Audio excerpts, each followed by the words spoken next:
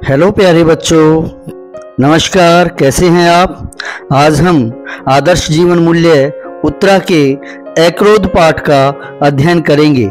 अक्रोध अर्थात क्रोध रहित अवस्था।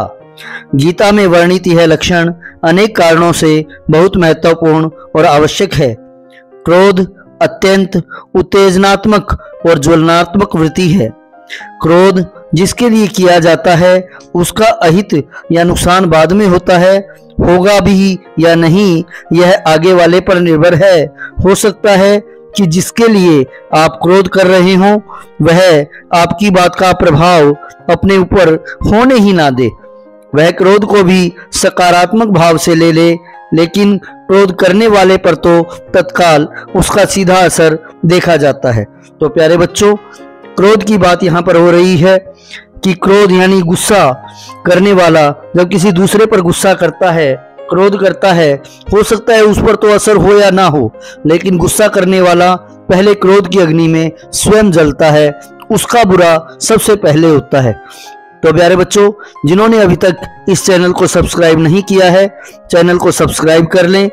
अब इस वीडियो को अपने दोस्तों के साथ शेयर करें और कहां से, किस जिले से आप इस वीडियो को देख रहे हैं कमेंट बॉक्स में जरूर मुझे बताएं। चलिए शुरू करते हैं आगे।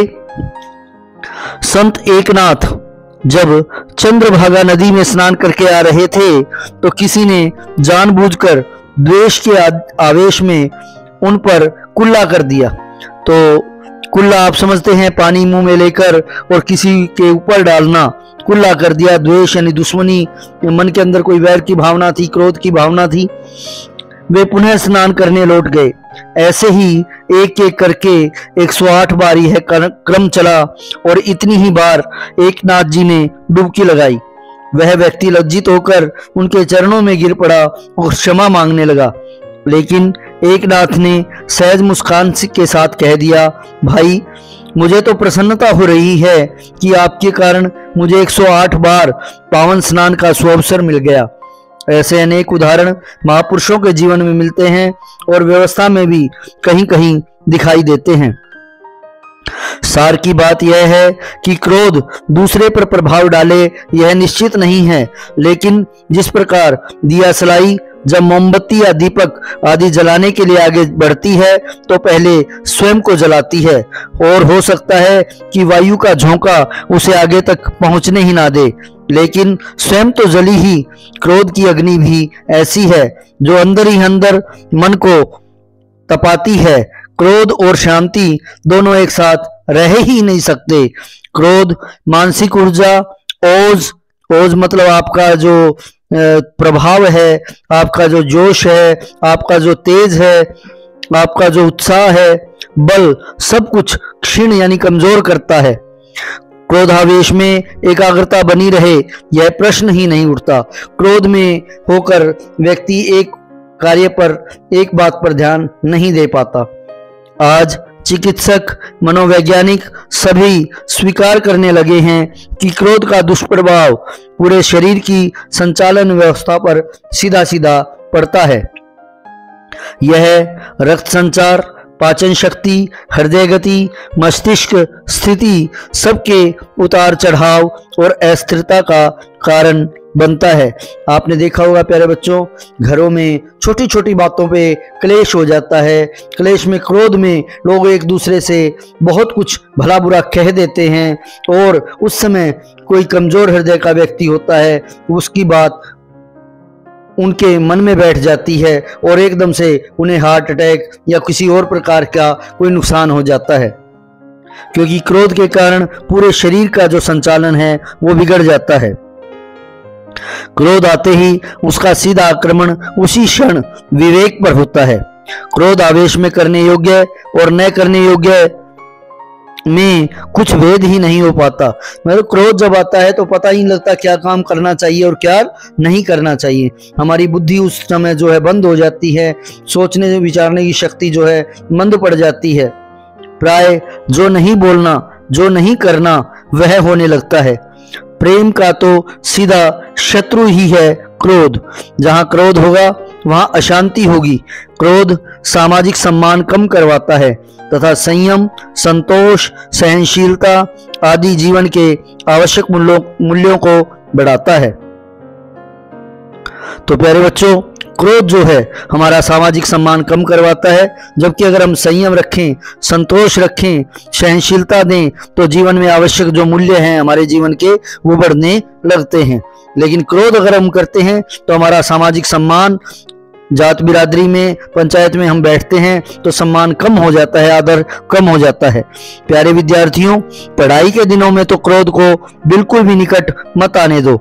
गीता के इस दैवीय लक्षण अक्रोध को सामने रखकर निश्चित कर लो, मन को शांत और स्वभाव को शीतल रखना है।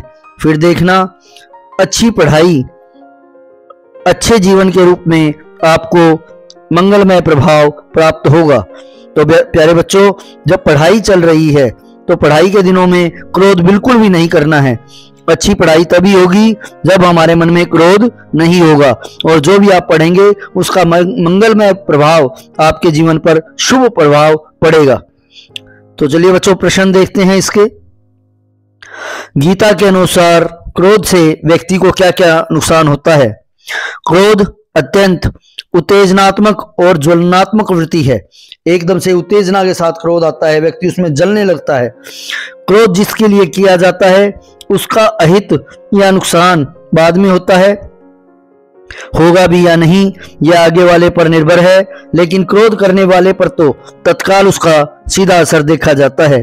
क्रोध आते ही उसका सीधा आक्रमण उसी क्षण विवेक पर, यानी सोचने समझने की जो शक्ति है उस पर होता है। क्रोध आवेश में करने योग्य और न करने योग्य में कुछ भेद ही नहीं हो पाता है। प्राय जो नहीं बोलना, जो नहीं करना वह होने लगता है। प्रेम का तो सीधा शत्रु ही क्रोध है। जहां क्रोध होगा वहां अशांति होगी। क्रोध सामाजिक सम्मान कम करवाता है।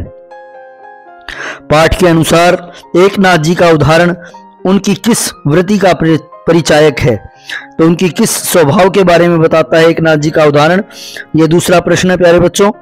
एकनाथ जी का उदाहरण उनकी संयम, सहनशीलता और अक्रोध वृत्ति का परिचायक है। दिया सलाई दीपक को जलाने से पहले खुद जलती है, क्या क्रोध की भी यही स्थिति है? उदाहरण सहित लिखें। दिया सलाई जब मोमबत्ती या दीपक आदि जलाने के लिए आगे बढ़ती है तो पहले स्वयं को जलाती है, और हो सकता है कि वायु का झोंका उसे आगे तक पहुंचने ही ना दे, लेकिन स्वयं तो जली ही। क्रोध की अग्नि भी ऐसी है जो अंदर ही अंदर मन को तपाती है। क्रोध और शांति दोनों एक साथ रह ही नहीं सकते। चलिए, आपके विचार से क्रोध की अवस्था में हम कोई सही निर्णय ले पाते हैं या नहीं, तर्क सहित बताएं। क्रोध आते ही उसका सीधा आक्रमण उसी क्षण विवेक पर, बुद्धि पर, सोचने विचारने की शक्ति पर होता है। क्रोध आवेश में करने योग्य और न करने योग्य में कुछ भेद ही नहीं हो पाता है। प्राय जो नहीं बोलना, जो नहीं करना वह होने लगता है। क्रोध मानसिक ऊर्जा, ओज, बल सब कुछ क्षीण करता है, कमजोर करता है। क्रोधावेश में एकाग्रता, कंसंट्रेशन भी समाप्त हो जाती है। तो कुछ करने योग्य है प्यारे बच्चों। शांत मन व शीतल स्वभाव हमारी उन्नति में सहायक है। इस विषय पर आपने एक पैराग्राफ, एक अनुच्छेद लिखना है कि शांत मन और शीतल स्वभाव से आप जीवन में कैसे उन्नति करते हैं, उसके बारे में आपने एक पैरा लिखना है। और जीवन के उन क्षणों को साझा कीजिए जब क्रोध के कारण आपको या आपके किसी निकटतम संबंधी या व्यक्ति को बहुत नुकसान उठाना पड़ा। आपके जीवन में आपके आसपास किसी ऐसे व्यक्ति को आपने देखा हो, क्रोध के कारण उन्होंने कोई ऐसा स्टेप, ऐसा कदम उठा लिया जिसके कारण उनको बहुत नुकसान उठाना पड़ा। आप देखते हैं कि क्रोध के कारण लोग जो है एकदम से उनका आपा खो जाता है, बुद्धि काम करना बंद कर देती है, लोग किसी को मार देते हैं, स्वयं आत्महत्या कर लेते हैं। तो ऐसा नुकसान जिसकी जिंदगी भर भरपाई नहीं हो पाती, ये क्रोध का ही कारण होता है। तो प्यारे बच्चों, हमें भी जिंदगी में कभी क्रोध नहीं करना है। अगर क्रोध आता भी है तो कहते हैं कि मन ही मन उल्टी गिनती, 100 से उल्टी गिनती शुरू कर दे मन ही मन, तो क्रोध जो है धीरे धीरे समाप्त हो जाता है। और जब मन शांत होता है, शांत मन से फिर क्रोध क्यों आया था, क्या समस्या थी, उसका निदान उसका समाधान अवश्य मिलता है। तो ये उम्मीद करते हैं प्यारे बच्चों आपको ये पाठ समझ आया होगा। तो चलिए मिलते हैं अगले अध्याय में शीघ्र ही। उससे पहले किसी ने चैनल को सब्सक्राइब नहीं किया है तो सब्सक्राइब कर लें, लाइक करें, अपने दोस्तों के साथ शेयर करें और साथ में कमेंट सेक्शन में जाकर जरूर लिखें कि आपको ये पाठ कैसा लगा। और जो फेसबुक पर इसे फॉलो कर रहे हैं वो उसको फेसबुक पर फॉलो कर सकते हैं। मिलते हैं प्यारे बच्चों अगले अध्याय में शीघ्र ही।